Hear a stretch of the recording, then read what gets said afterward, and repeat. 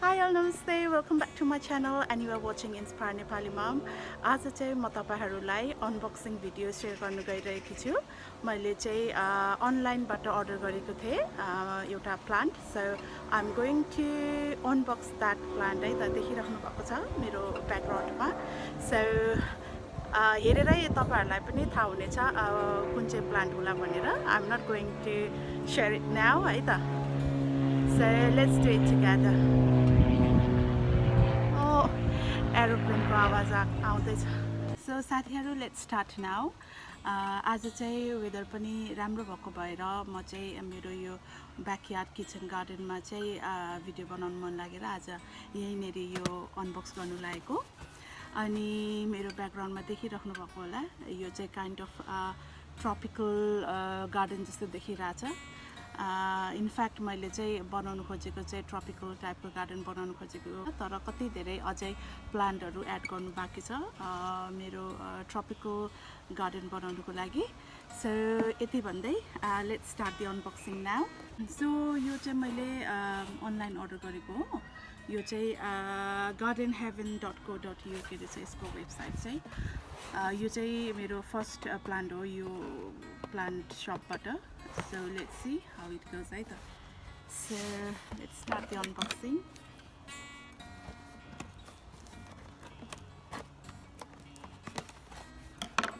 ये यसरी नै होला यो।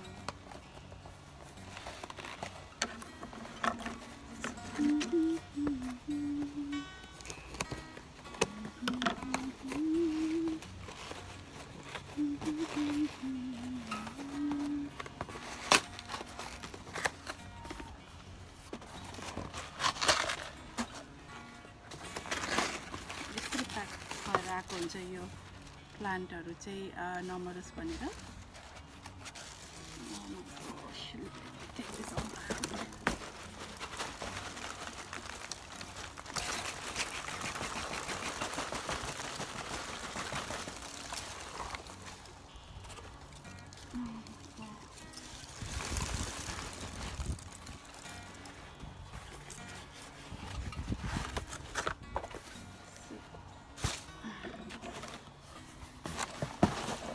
यस्तो गर्नुभन्दा चाहिँ यो साइडबाट पनि काटिदिनु पर्यो मोर इजिली निस्किन्छ जस्तो लाग्यो है। किनभने यसको यो पातहरु मैले बिगार्छु जस्तो लाग्यो। So let me try this. यो गर्दा चाहिँ ठिक हुन्छ।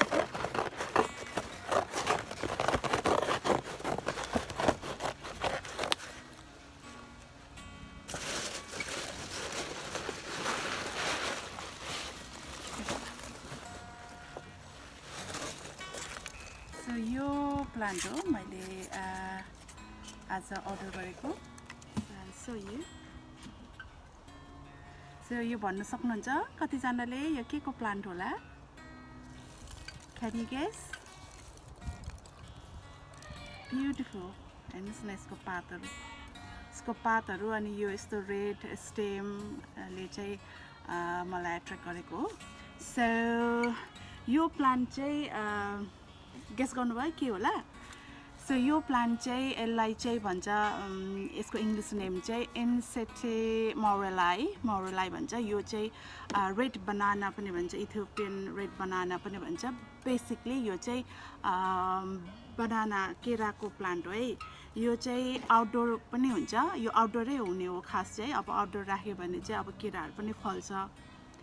तर यसको अब एउटा गुड पोइन्ट चाहिँ यो चाहिँ तपाईहरुले इन्डोर पनि राख्न सक्नुहुन्छ। त्यही भएर मैले चाहिँ अर्डर गरेको। किनभने यहाँ हाम्रो युके मा चाहिँ अब समरभरि बाहिर राखे पनि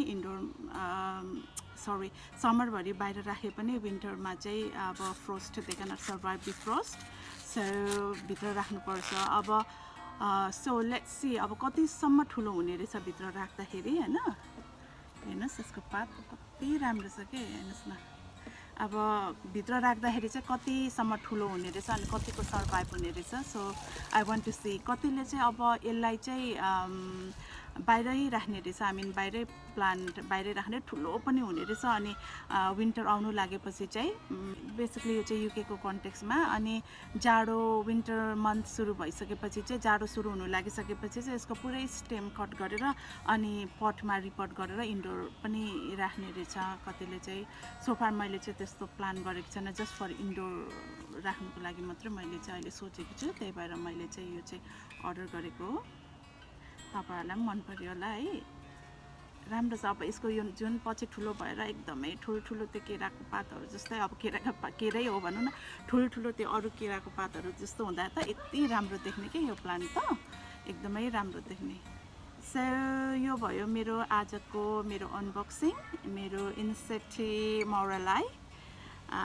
अथवा इथियोपियन रेड बनाना पनि भन्दे रहेछ यसलाई चाहिँ सो यो भयो मेरो अनबक्सिङ है अनि आजको भिडियोमा चाहिँ स्पेशल मैले के पनि सेयर गर्न गइरहेको छु भने मेरो च्यानल चाहिँ फाइनली मोनेटाइज हुन सफल भएको छ सो यो मेरो च्यानल चाहिँ अब बेसिकली भन्नु पर्दाखेरि अब त्यस्तो चलेको एकदम धेरै चलेको चल्ने च्यानल पनि होइन प्लस प्लान्ट्स च्यानलहरू अब त्यति धेरै चल्दैन पनि अब त्यही इन्ट्रेस्ट हुने भएको मान्छेहरूले अब हेरिदिन्छन् तर मलाई चाहिँ अब यो मेरो च्यानल मोनेटाइज हुनुको लागि यो nearly a year more than a year जति भनौँ हेल्प गर्नु मेरो सबै मेरो साथीभाइहरूलाई मेरो आफन्त मेरो फ्यामिली मेरो साथीहरू प्लस मेरो अब युट्युब खोलेदेखि भएको युट्युबको मेरो साथीहरू एभ्रीबडी सबैलाई चाहिँ म चाहिँ एकदमै मनैदेखि